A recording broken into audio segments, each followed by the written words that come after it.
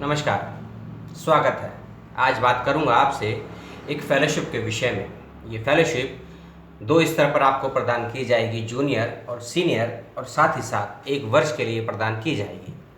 आप भारतीय कलाओं से संबंध रखते हो, भारतीय इतिहास से संबंध रखते हो, भारतीय शिक्षा या शिक्षा के दर्शन से संबंध रखते हो, ज्ञान विज्ञान की किसी भी विधा से संपन्न रखते हो, मैं ये विषयों के नाम बता रहा हूँ। भारतीय संस्कृति, कला, परंपराओं या अन्य लोक संस्कृतियों, लोक कलाओं, लोक नाट्यों, लोक साहित्यों से संबंध रखते हो, इस फेलोशिप के लिए आप एलिजिबल हैं इसको भरने के लिए। और साथ ही साथ भारत के पिछले 500-700 वर्षों का जो भी इतिहास रहा है, चाहे वह कलाओं का हो, साहित्य का हो, सिनेमा का हो, इतिहास का हो, दर्शन का हो, पुरातत्व का हो, विज्ञान का हो, तकनीक का हो, प्रौद्योगिकी का हो, और राष्ट्रीय एकता के लिए, पर्यावरण के लिए, प्राकृतिक संतुलन के लिए, सामाजिक एकरूपता के लिए, सामाजिक समरूपता के लिए, विविधता में एकता को बनाए रखने के लिए, इन सभी घटनाओं, विषयों, प्रक्रियाओं और क्षेत्रों से संबंधित यदि आपकी किसी भी विषय में रुचि है तो आप इस फेलोशिप के लिए आवेदन कर सकते हैं। और साथ ही साथ आप किसी घटना, किसी व्यक्ति, किसी स्थान को लेकर भी जिनका ऐतिहासिक, सामाजिक, वैज्ञानिक, धार्मिक, सांस्कृतिक महत्व यदि होता है आपकी दृष्टि में, उस व्यक्ति, घटना, वस्तु को लेकर भी आप रिसर्च कार्य कर सकते हैं। इस फेलोशिप के दौरान इस बात का ध्यान रखिएगा। 2020 और 21 के सत्र के लिए इस संस्थान ने फेलोशिप की घोषणा कर दी है। इस फेलोशिप का नाम है धर्मपाल फेलोशिप। जो लोग गांधी से संबंध रखते हैं, जो लोग भारतीय दर्शन से, भारतीय इतिहास से, भारतीय परंपराओं से, भारतीय विज्ञान से संबंध रखते हैं, रुचि रखते हैं अपने विषयों को लेकर, तो वह लोग इस नाम से परिचित होंगे, धर्मपाल। ना ही अपने नाम से पूर्व डॉक्टर लगाते हैं, ना ही नाम के बाद सर लगाते हैं या पूर्व प्रोफेसर या आचार्य लगाते हैं, लेकिन एक ऐसे व्यक्ति, एक ऐसे विद्वान जो लगभग 30 से 40 वर्षों तक यूरोप में रहे हैं, यूरोप के विश्वविद्यालयों में पढ़ाए हैं। लेकिन अफसोस यही है कि भारतीय ज्ञान परंपरा में धर्मपाल को जानने वाले लोग आपको कुछ ही प्रतिशत की संख्या में मिलेंगे, और जिनकी संख्या 10% से भी कम है।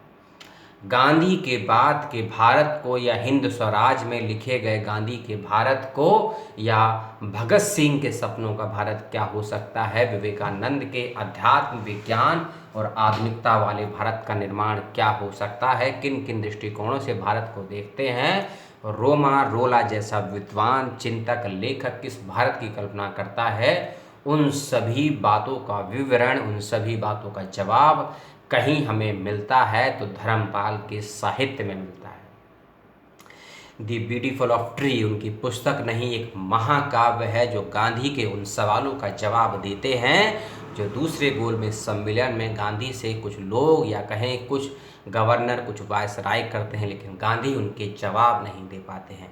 उन्हीं सवालों के जवाब, भारतीय परंपराओं, भारतीय शिक्षाओं, भारतीय गुरुकुलों के जवाब हमको धर्मपाल के साहित्य में मिलते हैं। तो उन्हीं धर्मपाल जी को लेकर धर्मपाल शोधपीठ यह फेलोशिप आपको प्रदान कर रहा है, और यह फेलोशिप 1 वर्ष के लिए आपको प्रदान की जाएगी। मैंने ये भूमिका इसलिए बनाई फेलोशिप के विषय में और संस्थान के विषय में, जिस व्यक्ति के विषय में आप फेलोशिप के लिए आवेदन करेंगे, जब तक आपको ये पता ही नहीं होगा आप किस संस्थान से, किस व्यक्ति को लेकर, किस फेलोशिप को लेकर आप कार्य कर रहे हैं। जैसे कोई आपसे पूछे कि राजीव गांधी फेलोशिप क्यों मिलती है, तो आप डिटेल में बता सकते हैं कि उनके कार्य को लेकर, उनके योगदान को लेकर, उनके दृष्टिकोणों को लेकर हम समाज में प्रचारित प्रसारित करने के उद्देश्य से राजीव गांधी फेलोशिप प्राप्त करते हैं। तो उसी प्रकार ये धर्मपाल फेलोशिप है, इस फेलोशिप को प्राप्त करने का उद्देश्य क्या है, क्यों आपको मिलनी चाहिए, और कौन थे धर्मपाल, क्या है उनका साहित्य, इसीलिए मैंने ये छोटी सी भूमिका बनाई। अब बात करते हैं आपसे संबंधित महत्वपूर्ण चीज़ों की। आप इसमें आवेदन कैसे करेंगे, क्या है योग्यता, क्या है अंतिम तिथि, और कैसे आपको किस प्रारूप के माध्यम से आपका चयन होगा। सबसे पहली चीज़, जूनियर और सीनियर, जैसा कि मैंने आपको बताया, 2 स्तर की फेलोशिप है। एक फेलोशिप जो लोग एमए के हैं, एमफिल के हैं, पीएचडी के हैं, वह आवेदन कर सकते हैं, और दूसरी फेलोशिप जो कि सीनियर फेलोशिप है, वो पीएचडी पास आउट लोग आवेदन कर सकते हैं, पोस्ट डॉक्टरेट हैं, टीचर हैं, रिटायर्ड हैं, वह आवेदन कर सकते हैं। जो जूनियर फेलोशिप है, याद रखिएगा, उसकी जो आयु है वह रखी गई है अधिकतम 50 वर्ष है, याद रखिएगा। अधिकतम 50 वर्ष है जूनियर फेलोशिप के लिए। आयु आपकी बॉयज़ हो या गर्ल्स हो, और जब आप सीनियर फेलोशिप के लिए अप्लाई करेंगे तो आपकी आयु कम से कम 35 वर्ष होनी चाहिए। जूनियर फेलोशिप की अधिकतम आयु 50 वर्ष और सीनियर फेलोशिप की अधिकतम आयु 35 वर्ष होनी चाहिए, कम से कम 35 वर्ष। और यह जो मान्य की गई है वह 1 अप्रैल 2020 से कही है, यानी कि 1 अप्रैल 2020 तक 50 वर्ष से अधिक नहीं होने चाहिए जूनियर फेलोशिप के लिए, और 1 अप्रैल 2020 तक आप 35 वर्ष की या उससे अधिक होनी चाहिए सीनियर फेलोशिप के लिए। इस बात का ध्यान रखिएगा। अब मैं कुछ विषय बता देता हूं कि किन किन विषयों के विद्यार्थी किस फेलोशिप के लिए कर सकते हैं अप्लाई। पहले मैं आपको बताता हूं जूनियर विषय की फेलोशिप के लिए यदि आप इतिहास के और दर्शन के, सामाजिक विज्ञान के, मानविकी की सभी विषयों को, यानी कि सभी सब्जेक्ट्स के किसी भी विषय के, आपका इकोनॉमिक्स हो सकता है, पॉलिटिकल हो सकता है, हिस्ट्री हो सकता है, ज्योग्राफी हो सकता है, गांधीयन हो सकता है, पीस स्टडी हो सकता है, ह्यूमन राइट्स हो सकता है, ऐसे जितने भी विषय आते हैं मानविकी में, उनके विद्यार्थी, साहित्य के विद्यार्थी, संस्कृति एवं कलाओं से संबंधित विद्यार्थी जो भी हैं, और जो स्नातकोत्तर हैं, खासकर एमए के, बीए के विद्यार्थी नहीं, जो एमए के विद्यार्थी हैं, वह इस फेलोशिप के लिए आवेदन कर सकते हैं। आवेदन कैसे करना है, क्या प्रारूप है, वह वीडियो के आगे बताऊंगा। अब बात करते हैं सीनियर फेलोशिप के लिए। कुछ विषय लगभग सेम है सीनियर फेलोशिप के लिए, जिसकी कम से कम आयु 35 वर्ष रखी गई है। उसकी योग्यता आप समझ लीजिए, दर्शन के विद्यार्थी होना आवश्यक है, इतिहास, सामाजिक विज्ञान, मानविकी, साहित्य, संस्कृति, कला एवं किसी एक विषय में आपका पीएचडी होना ज़रूरी है। जो भी मैंने आपको विषय बताए, इतिहास, दर्शन, सामाजिक विज्ञान और मानविकी, साहित्य, संस्कृति, किसी एक विषय पर आपका पीएचडी होना चाहिए। इसके अथवा इतिहास, सामाजिक विज्ञान, अर्थशास्त्र, राजनीति विज्ञान, शिक्षा, संस्कृति, दर्शन, भारतीय साहित्य के इन विषयों को लेकर किसी भी महाविद्यालय या विश्वविद्यालय या राज्य या राष्ट्रीय स्तर के विश्वविद्यालय में, या फिर इनमें से किसी भी विषय के आप संपादक रह चुके हैं, समाचार पत्र में काम कर चुके हैं, लेखक हैं, कोई किताब वगैरह लिख चुके हैं, कोई आर्टिकल लिख चुके हैं, तो भी आप इस फेलोशिप के लिए आवेदन कर सकते हैं। यदि आप विद्यार्थी नहीं, याद रखिएगा, सीनियर फेलोशिप के लिए जो मैंने आपको विषय बताए, जैसे कि इतिहास, सामाजिक विज्ञान, अर्थशास्त्र, राजनीतिशास्त्र, संस्कृति, शिक्षा, भारतीय साहित्य, इसमें से यदि आप छात्र नहीं हैं, जैसे कि मैंने कहा ना कि जो पीएचडी कर चुके हैं, वह भी आवेदन कर सकते हैं सीनियर के लिए। यदि आप इन विषयों में किसी चीज़ के पत्रकार हैं, आप पत्रकारिता करते हैं, आप पुस्तकें लिख चुके हैं, आप पढ़ाते हैं, अध्ययन अध्यापन करते हैं, महाविद्यालय हो सकता है, विश्वविद्यालय हो सकता है, स्कूल हो सकता है, आप लेखक हैं किसी चीज़ के, किसी चीज़ में संपादकीय लिखते हैं या संपादन करते हैं, आप पत्र पत्रिकाओं में लिखते हैं, न्यूज़ रिपोर्टर हैं, तो भी आप अप्लाई कर सकते हैं इस फेलोशिप के लिए, सीनियर धर्मपाल रिसर्च फेलोशिप के लिए। अब बात करते हैं जूनियर फेलोशिप की। योग्यता लगभग वही से मैंने बताया, और दोनों ही फेलोशिप आपको 1 वर्ष के लिए दी जाएगी। अब बात करते हैं प्रारूप की कि आपको आवेदन कैसे करना है। एक मैंने वेबसाइट का लिंक दिया है आपको डिस्क्रिप्शन बॉक्स में, उसको क्लिक करेंगे, उसमें फेलोशिप वाले लिंक पर जाएंगे तो आपको सबसे नीचे ड्रैग करेंगे, आपको कुछ फ़ोन नंबर और एक ईमेल आईडी मिलेगी। आप उन फ़ोन नंबर्स पर पहले पता करिए, और अगर फ़ोन नहीं लगता है तो उसमें जो मैंने ईमेल आईडी दी है sodhpitdharmpal@gmail.com, उस ईमेल आईडी पर आपको मेल करना है। लेकिन क्या मेल करना है मैं बता देता हूँ। आप बाय पोस्ट भी अपनी चीज़ों को भेजिएगा और ईमेल से भी भेजिएगा, क्योंकि बाय पोस्ट भी भेजनी है चीज़ों को। आपके दस्तावेज, कौन कौन से दस्तावेज आपको भेजने हैं, क्या क्या जानकारियाँ भेजनी है, वह मैं बताऊँगा।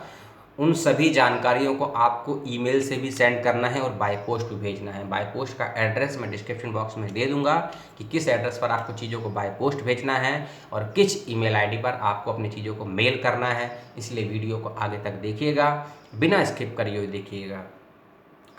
जैसे हम किसी को ईमेल करते हैं तो नॉर्मली हम जैसे टाइप करके भेजते हैं, आपको वैसे ही टाइप करके भेजना है ईमेल के माध्यम से। प्रारूप कुछ भी हो सकता है, चाहे आप MS वर्ड में कोई फाइल बना के उसको लिख लीजिए, अटैच करके भेज दीजिए, उसी का PDF करके भेज दीजिए, दोनों मान्य होगा। आप अपना नाम लिखिएगा, सबसे पहले पूरा नाम हिंदी में, अंग्रेजी में, रेजिडेंस का पता लिखिएगा, जन्म तिथि और जन्म स्थान लिखिएगा।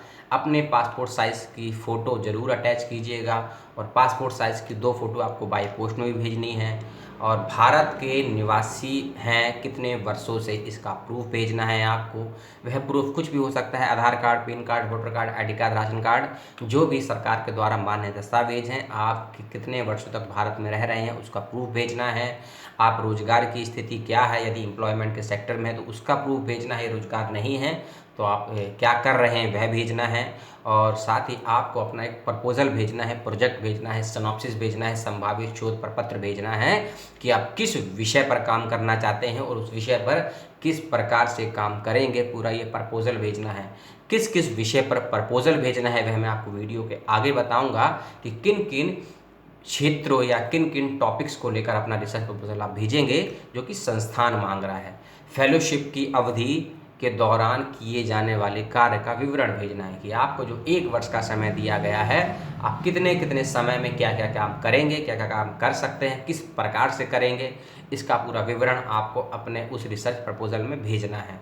अगली चीज़, आप यदि किसी क्षेत्र में सोशल वर्क कर चुके हैं, एक्टिविटीज़म कर चुके हैं, कोई समाज सेवा का कार्य कर चुके हैं, कोई पुस्तक लिख चुके हैं, कोई आर्टिकल लिख चुके हैं, कोई कहीं पार्टिसिपेट कर चुके किसी चीज़ों में जो इन विषयों से संबंधित हैं, इतिहास से, दर्शन से, संस्कृति से, धर्म से, साहित्य से, भाषाओं से, शिक्षा से, राजनीति शास्त्र, इतिहास से, राजनीति विज्ञान से, इन विषयों का यदि कोई अनुभव है आपके पास, चाहे किताब लेखन का हो, संपादकीय का हो, आर्टिकल्स का हो, वाद विवाद का हो, पोइट्री का हो, किसी प्रकार का फील्ड वर्क हो, कोई कार्यशाला या वर्कशॉप हो, उसका यदि कोई प्रूफ है तो ज़रूर अटैच करके भेजें, आपको ज़्यादा तवज्जो दी जाएगी। अगली चीज़, आपको 2 ऐसे व्यक्तियों का प्रमाण पत्र भेजना है, जो ये है प्रूफ करेंगे कि आप निम्नलिखित पते पर और आपका जो नाम है वह सही है, यानी कि आपको 2 विटनेस का प्रूफ भेजना है जो ये प्रमाणित करेंगे कि हाँ हम इस व्यक्ति को जानते हैं, ये इतने वक्त तक यहाँ रह रहे हैं, हम इनकी जिम्मेदारी लेते हैं। यानी कि आई विटनेस के रूप में 2 व्यक्तियों का आपको प्रमाण पत्र भेजना है, उनकी फ़ोटो और उनके साइन के साथ। एग्जाम्पल के रूप में आपको बता दें, जब आप पासपोर्ट के लिए अप्लाई करते हैं, पासपोर्ट के लिए इंक्वायरी आती है आपके होम एड्रेस पर, तो आसपास के लोगों से पूछताछ करते हैं, 2 से 3 लोगों का प्रूफ लेते हैं कि हाँ आप इस व्यक्ति को जानते हैं, नैतिक रूप से, चारित्रिक रूप से सही है और ये लीगली रूप से यहाँ रह रहे हैं। उसी प्रकार से इस फेलोशिप के लिए भी 2 व्यक्तियों के आपको प्रमाण पत्र सबमिट करने होंगे। तो यह था पूरा प्रारूप। 11-12 पॉइंट की पूरी लिस्ट है। यदि नहीं सुन पाई है तो वीडियो को स्लो करके देखेंगे, आपको सब पता लगेगा। और यह सारी जानकारियाँ वेबसाइट जो मैंने लिंक दिया है वहाँ पर भी दी हुई हैं, आपको खोजनी पड़ेगी, आपको मिल जाएगी। अगली चीज़, अंतिम तिथि जो इस फॉर्म को भरने की है, बाय पोस्ट भेजने की है। बाय पोस्ट का मैं एड्रेस बताऊंगा, उसको लिख लीजिएगा। 31 जुलाई तक आप ईमेल के भी माध्यम से और बाय पोस्ट एड्रेस पर भी आपको भेज देना है। 31 जुलाई के बाद आप ईमेल करेंगे या बाय पोस्ट इन चीज़ों को भेजेंगे तो स्वीकार नहीं की जाएगी। जो भी मैंने आपको 10-11 चीज़ें बताई, चाहे व्यक्ति का नाम हो, प्रपोजल हो, पासपोर्ट साइज की फ़ोटो हो, स्थायी पता हो, रोजगार की स्थिति हो, अनएम्प्लॉयमेंट हो, यह सब स्थितियां आपको ईमेल से भेजनी है, टाइप करके, या कहीं टाइप करा हुआ है तो उसको अटैच करके भेज दीजिए। और यही सब स्थिति एक वाइट पेपर पर लिखिएगा, उस डॉक्यूमेंट्स उसको भेजिएगा, अपना एड्रेस प्रूफ भेजिएगा, फोटो प्रूफ भेजिएगा, रेजिडेंस का प्रूफ भेजिएगा, विटनेस के प्रूफ भेजिएगा, रिसर्च का प्रपोजल भेजिएगा, प्रोजेक्ट का पूरा प्रपोजल भेजिएगा, पूरा विवरण भेजिएगा कैसे करना। ये सब डॉक्यूमेंट्स को पंच करके एक एड्रेस पर आपको बाय पोस्ट भेज देना है। मैंने कुछ फ़ोन नंबर भी दिए हैं आपको, उस फ़ोन नंबर और ईमेल आईडी पर संपर्क करिएगा यदि कोई जानकारी आपको अधूरी लगती है तो। shodhpeet.dharampal@gmail.com इस ईमेल पर आपको भेजना है, ईमेल करना है। और पता है, जिस पते पर आपको भेजनी है वह पता है स्वराज्य संस्थान संचालन न्यायालय, स्वराज्य संस्थान संचालन न्यायालय, रविंद्र भवन परिसर, भोपाल। रविंद्र भवन परिसर, भोपाल। पिन कोड है 462002, 462002। एड्रेस मैं फिर से बता देता हूँ, स्वराज्य संस्थान संचालन न्यायालय, रविंद्र भवन परिसर, भोपाल। पिन कोड है 462002। इस पते पर आपको अपने चीज़ों को बाय पोस्ट भेजना है। ईमेल आईडी मैंने आपको बता दिया है, कुछ फ़ोन नंबर दिए हैं, ईमेल आईडी दिया है, पता दिया है और एक वेबसाइट का नाम दिया है। इन चीज़ों के अलावा कोई चीज़ में आपको असुविधा हो, असमंजस हो, दुविधा हो तो संपर्क करिएगा मेरे से या दिए गए फ़ोन नंबर या ईमेल आईडी से। जल्द से जल्द भरें इस फेलोशिप को। हाँ, एक चीज़ मैं बताना भूल गया आपको, विषय कि किन विषयों से संबंधित आप अपना प्रपोजल भेजेंगे। आप पहले जूनियर के लिए नोट कर लीजिए और ध्यान रखिएगा, जो मैं आपको विषय बताऊंगा इस विषय के आसपास मिलता जुलता कोई कार्य आप करना चाहते हैं तो इस विषय पर भी आप अपना रिसर्च प्रोजेक्ट भेज सकते हैं, स्वीकार और मान्य किया जाएगा। पहला विषय है जूनियर के लिए आपदा प्रबंधन में संचार माध्यमों की भूमिका। यानी कि जो भी डिजास्टर होते हैं प्राकृतिक रूप से, उन सभी के निवारण के लिए, समाधान के लिए संचार माध्यमों की क्या भूमिका है, इसको लेकर आपको अपना कार्य करना है। 1 वर्ष के लिए दोनों ही छात्र, दोनों ही फेलोशिप 1 वर्ष के लिए प्रदान की जाएगी, जूनियर हो या सीनियर हो, लेकिन दोनों की जो धनराशि है वह अलग अलग होगी, इस बात का ध्यान रखिएगा। दूसरा विषय है जूनियर के लिए वर्तमान परिप्रेक्ष्य में शिक्षा के क्षेत्र में आवश्यक परिवर्तन। फिर से बताता हूं, वर्तमान परिप्रेक्ष्य में शिक्षा के क्षेत्र में आवश्यक परिवर्तन। तीसरा विषय है जूनियर फेलोशिप के लिए मध्य प्रदेश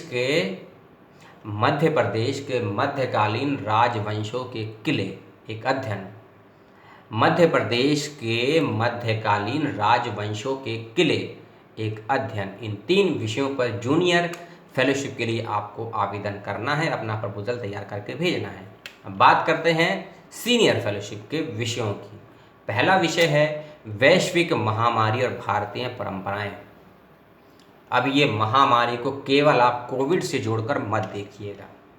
जो भी आपको ऐसी समस्या, ऐसा रोग जो महामारी के रूप में दिखा है भारत में, चाहे वह पिछले 1 वर्ष का हो, 10 वर्ष का हो, 100 वर्ष का हो, 1000 वर्ष का हो, या जो भी आपकी स्मरण शक्ति है कि भारत में कोई महामारी फैली है और उसके प्रूफ हैं यदि आपके पास, वह प्रूफ आपका ऑडियो हो सकता है, वीडियो हो सकता है, पिक्स हो सकता है, कोई आर्टिकल हो सकता है, कोई बुक्स हो सकती है, किसी के कोई कटिंग्स हो सकती है किसी पेपर्स की। यदि आप पे ऐसे प्रूफ हैं कि हाँ भारत में वैश्विक महामारियाँ रही हैं, उनका समाधान कैसे हुआ है, कैसे निवारण हुआ है, कैसे लोगों ने सामना करा है उन परिस्थितियों का और कैसे उससे जूझ कर बाहर निकली हैं भारतीय परंपराएं, भारतीय संस्कृति, इसको लेकर अपना पेपर आप लिख के भेजिएगा सीनियर धर्मपाल फेलोशिप के लिए। दूसरा विषय है भारतीय पृष्ठभूमि में धर्म एवं प्रकृति का संयोग एवं संबंध। भारतीय पृष्ठभूमि में धर्म एवं प्रकृति का संयोग एवं संबंध, यह 2 विषय हैं। जूनियर के लिए 3 विषय हैं, सीनियर के लिए 2 विषय हैं। इन 5 विषयों पर अपना प्रपोजल लिखकर भेजिए 31 जुलाई से पूर्व।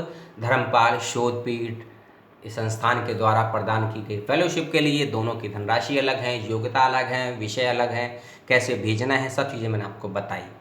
वीडियो करता हूँ समाप्त। अगले 30 सेकंड में इस फेलोशिप से संबंधित कोई जानकारी चाहिए जो मैंने वीडियो में बताई है, आपको समझ में ना आई हो तो कमेंट बॉक्स में ज़रूर लिखें। अपना विषय और विषय के अकॉर्डिंग आपकी रुचि किस विषय में है वह लिखेंगे तो आपकी मैं हेल्प कर पाऊँगा प्रपोजल के लिए भी और अन्य चीज़ों के लिए भी।